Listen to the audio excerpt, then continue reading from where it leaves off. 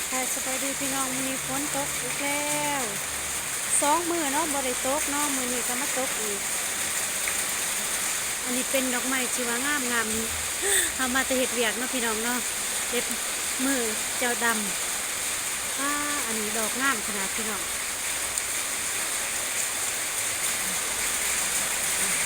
ปีนี้ได้หลายหน่วยพี่น้อง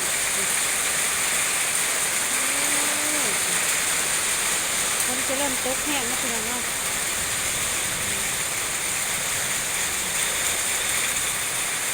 ม่วงหวยก็โซะไปเสะอยู่เพราะว่า2 มื้อแล้วบ่ได้ตก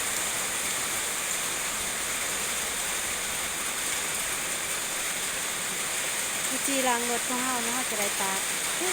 กฝนเอาตากฝนเช้าแล้วกับใส่สบู่หน่อยนึง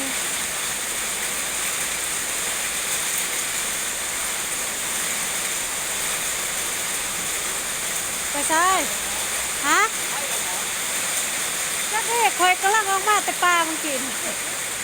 สิว่าไปแล้วบ่เห็นเกือบคือสิไปแล้วฝนก็ได้เนาะฮะพี่แม่นแล้วนอนเจ็บหัวพรคือสิไปแล้วบ่เห็นเกือบแล้ว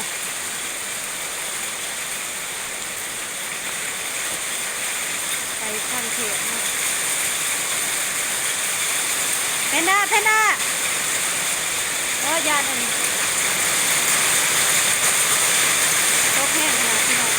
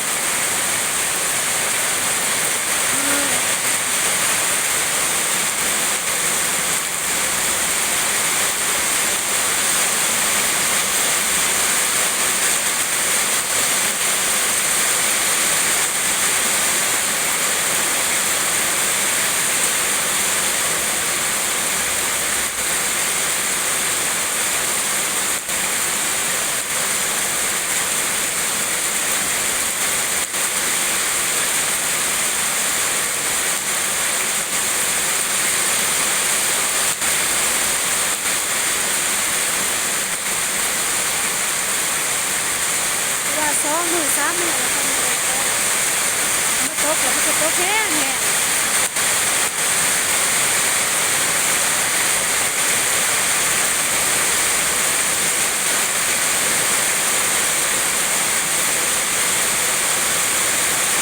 เอาแพนด้า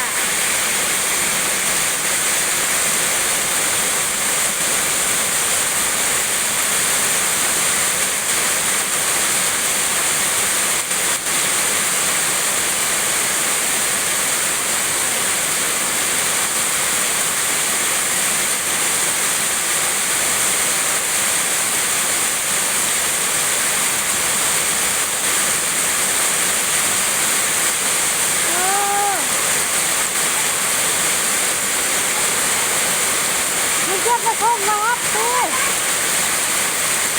โอ้ยไป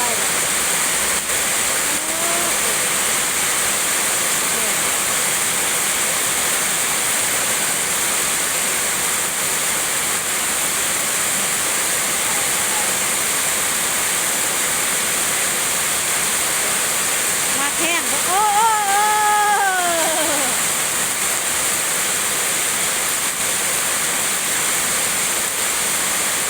ดินหน้าโอ้นั่งป้าไปที่หุ้มหมามาแห้งไอ้จ๊ะฝนตกแล้วเพิ่นเตรียมอาบน้ำนะพี่น้องรอบเลย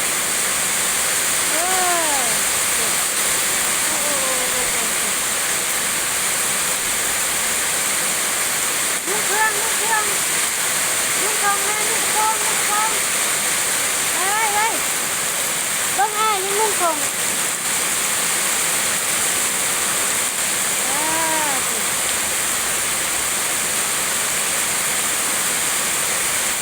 มาล่างรถแบบสบายสบายคือแบบฝนตกใส่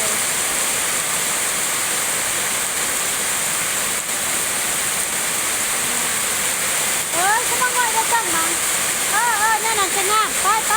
ไปละจ้องกันเด้อโ